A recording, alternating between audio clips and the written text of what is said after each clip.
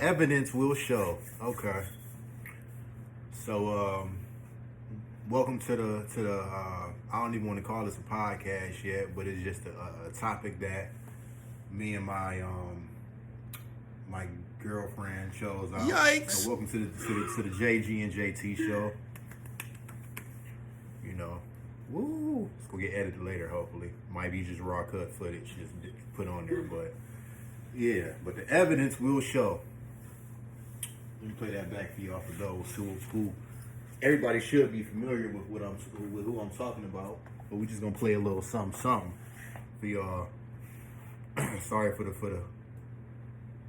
Once again, this we in the zone right now and we just putting something quick together. So this is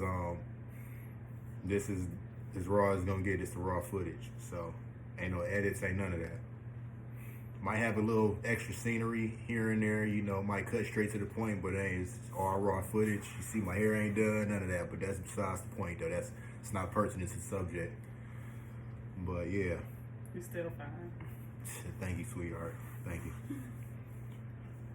Okay. Let's see. Sorry it ain't set up properly. But here we go right here.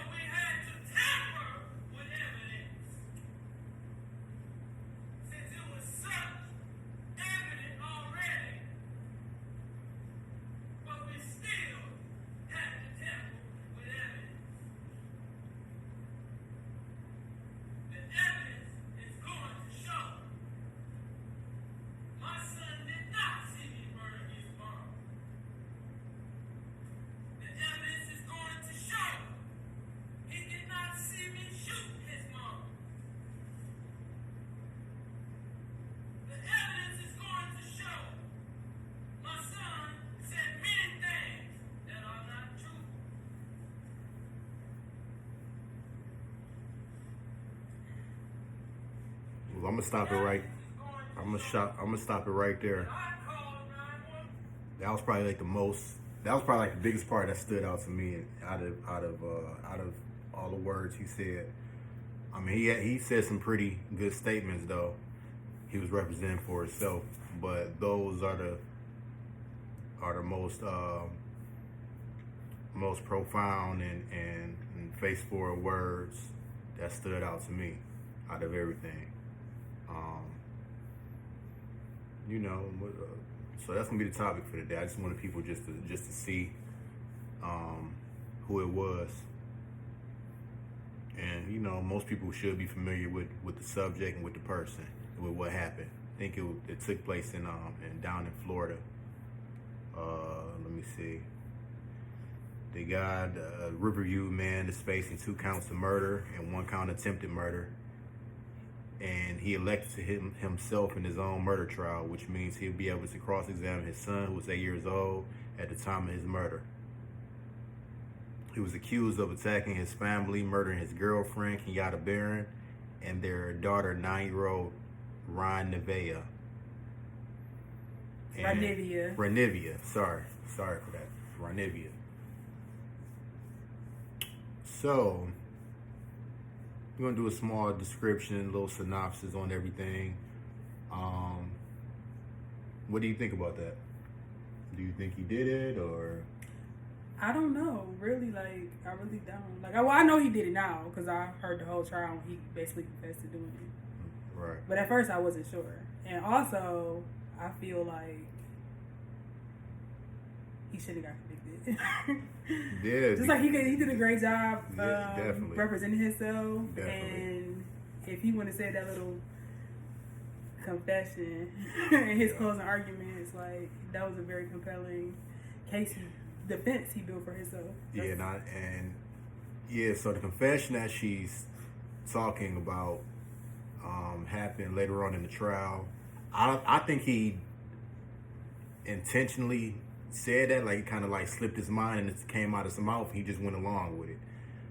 because, you know, once he said that, people are already looking at him like he crazy the way his hairdo is, and by him being a black man down in Florida. Florida is not the best state to be in, especially in the county he's in. And I think it just slipped out his mouth and it came out that way. He said I did kill Kenyatta Barron, but I want y'all to tell it how it is. He said something like that. It was similar to those words. I think he just slipped up with that, but you know, it could have went both ways, and you know, if you asking me, could have went both ways. But like she said, once he said that, I mean, it's automatic. It's clear as day. They going off the color of your skin, the way you look, and you know. But I want to say okay, that I feel like if he didn't have to represent himself, like if he would have been able to get a good defense attorney that would have made that same solid case, that would have never happened because he wouldn't have had to give his own closing arguments. Yeah, and I want to show him recognition. I'm not saying that because I'm saying that because he's a smart young man. He stood up for himself. Most guys would have sat there in court and would have pled guilty. Oh, fuck it, I'll take 20 years. He's actually stood up for himself, and he got shown recognition from the actual judge. The judge told him, "Hey, I'm what's the word I'm looking for? I'm commending you. I'm commending you and showing you your recognition. You were, and she said in another life, yeah. we would have made a great defense attorney. She understood the point that he was trying to get to. Yep. He's a highly intelligent, highly logical black. She really wanted to say, you did better than all the lawyers that's out here that was against you. Yeah. You did it better than all of them. I think so too. Them lawyers wasn't talking about nothing. They didn't really. I didn't see no evidence. That's why he had to represent himself. That's why he couldn't rely on a public defender. Yeah. And he built a better case than any of them would have built for him. That's why. But if he could have found one that would deliver that same case, and he didn't have to defend himself, and then give his own closing arguments, he would not have confessed, and he might have been found not guilty. That's how good his defense was. If you haven't watched the videos of the case, watch it. Yeah. Now we gonna show, like I said, it's raw footage, so you're gonna hear a couple commercials, but I'm about to show y'all something else by what his son said. I think it was the second part of the trial. Because he's representing himself, this creates the unusual scenario of the father. This is his son right here. They didn't show his face. His own son. The man is accused of trying to kill him, and now he is basically questioning his son's testimony. Fox 13's Aaron Mesmer is live at the courthouse in Hillsborough County. Aaron, even separated by video screen because the boy is in a remote location. They're talking a little bit too much. We already seen that. Legal composure. And this, it was trying to get to the part where his son, his little boy.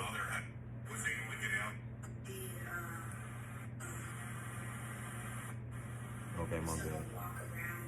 Okay. And do you remember what words your father told you to say?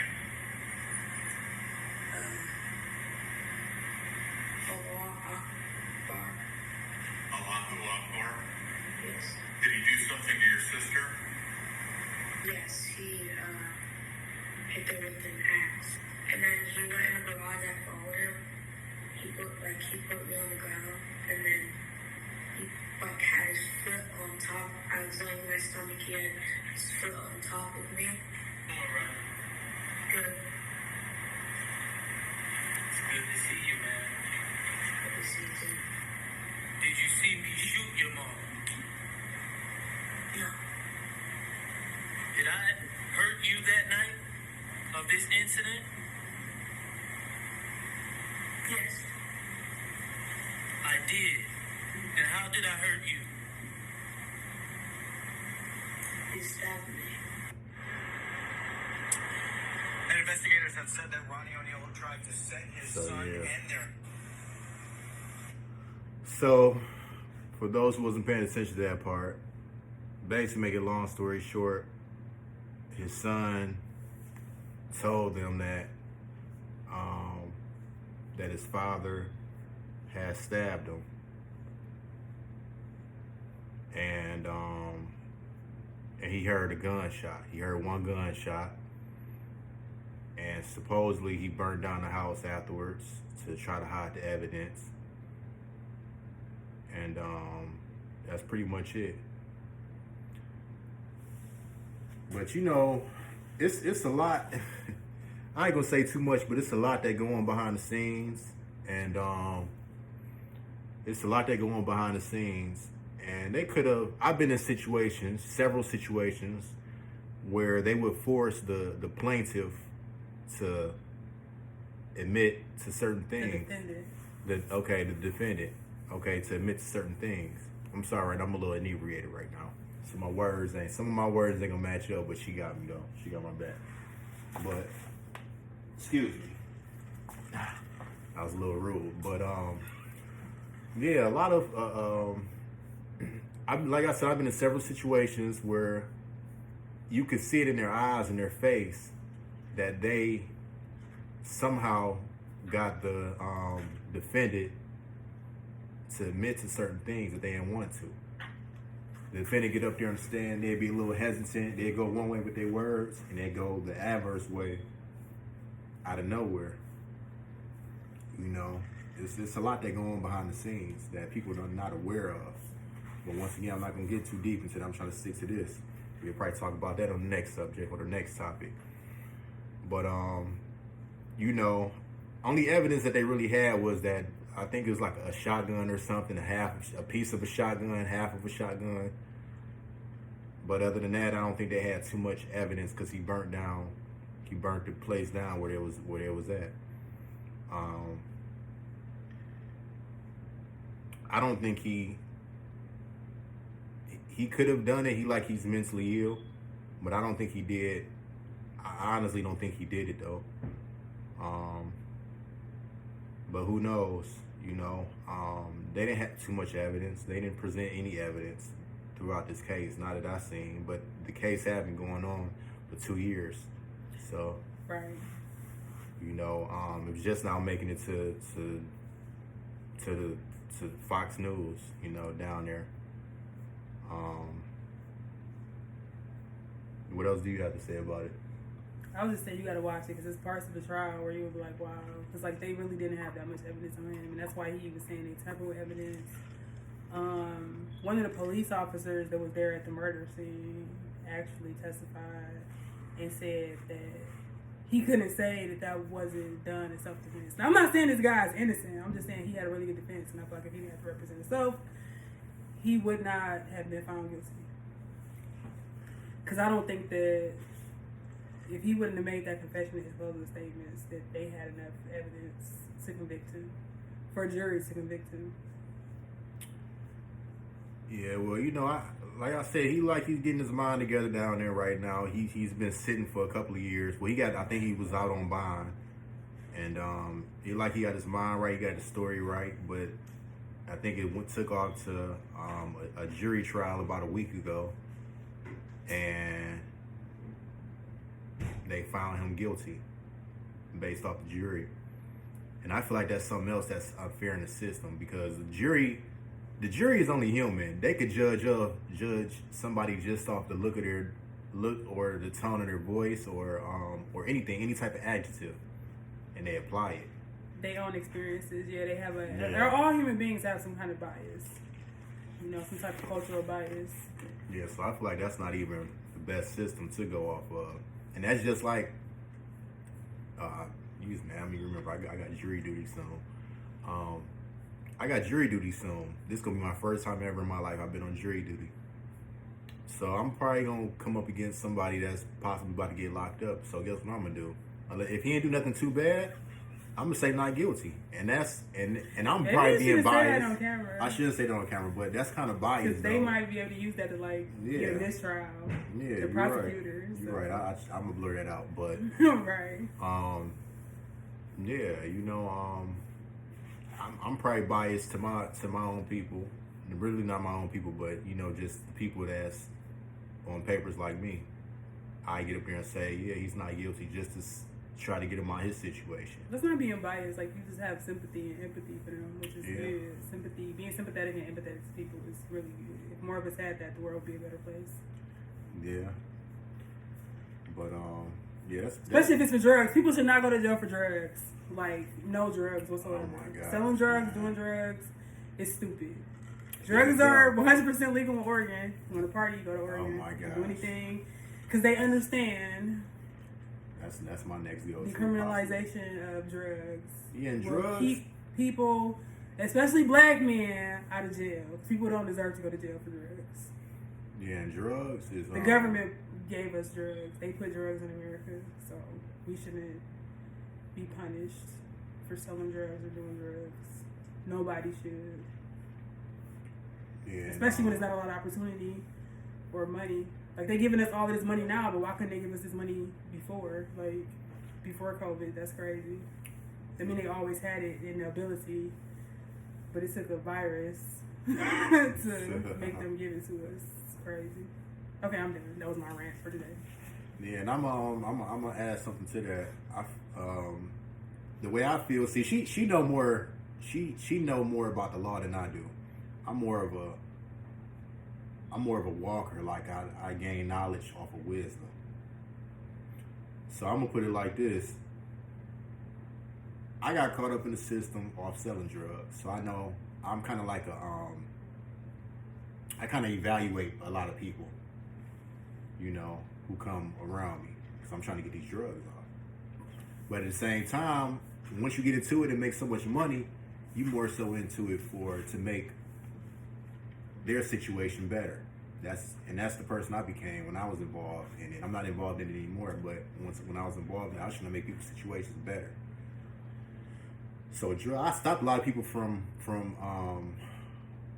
committing crimes, from being suicidal, homicidal, from having rants, from having temper tantrums, whatever you want to call it. I stopped a lot of that. You know, drugs are not always bad. It's illegal in most states, but drugs is not bad how people think it is, as long as don't nobody overdo it. And that's how I feel about most things in the world. As long as you don't overdo certain things in the world, you'll be all right. You eat too much meat, you probably have a heart attack or high blood pressure. You eat too many vitamins, you go overdose off vitamins. I just think we need to stop judging each other. Like, Yeah. People, you do whatever you want to do. Like, it's your life. Like, nobody should tell you how to live it. As long as you're not, like, murdering nobody or raping babies, like, you know what I mean? Or, like, torturing people. As long as you're not doing nothing violent, like, do what you do. You know what I mean? I'm gonna do what I'm gonna do. Stay out of my business, I'll stay out of yours. Yeah, definitely. But that was just a little quick topic for today.